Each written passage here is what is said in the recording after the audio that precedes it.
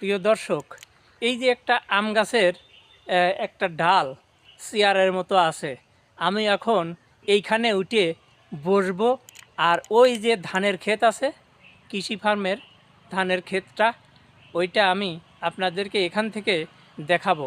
এই জায়গা থেকে এই সবুজ পরিবেশটা দেখতে খুব ভালো লাগে, আর দক্ষিণা মৃদুমন্দ সমীরণ এসে গায়ে লাগে। আমি এখন এই জায়গা উঠবো। বাচ্চারা এখান থেকে এখানে ওঠে আর এই গাছ থেকে আম পেড়ে খায়। আমি এখন এখানে উঠবো, এখানে একটু রাখলাম, তারপরে আমি উঠি। আচ্ছা, দেখি উঠতে পারি কি না, চেষ্টা করে দেখি। বহুদিন গাছে ওঠা হয় না, বহুদিন ধরে গাছে উঠে না। ছোটোবেলায় তো আম গাছ, জাম গাছ, যেখানে যা ছিল সব জায়গায় উঠতাম। গাছে উঠে আম খেতাম, গাছে উঠে জাম খেতাম। আমাদের নিজেদেরই গাছ ছিল, সেই গাছে উঠে আম পেড়ে খেতাম। গাছে বসে বসে একের পর এক জাম খেতাম।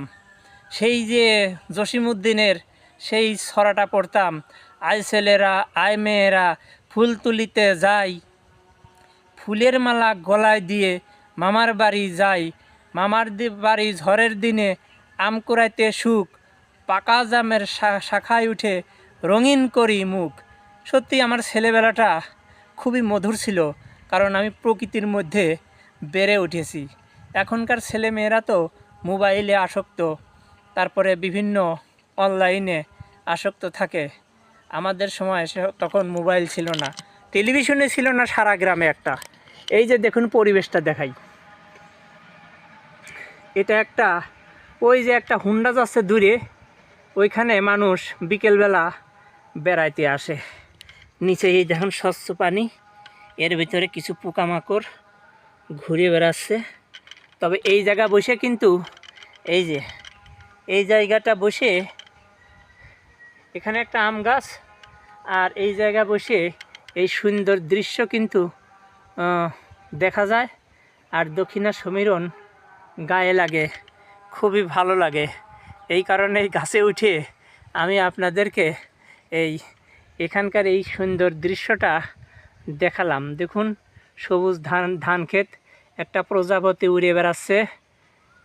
এখন দুপুরবেলা, একেবারে সব নীরব নিথর হয়ে আছে। ধন্যবাদ।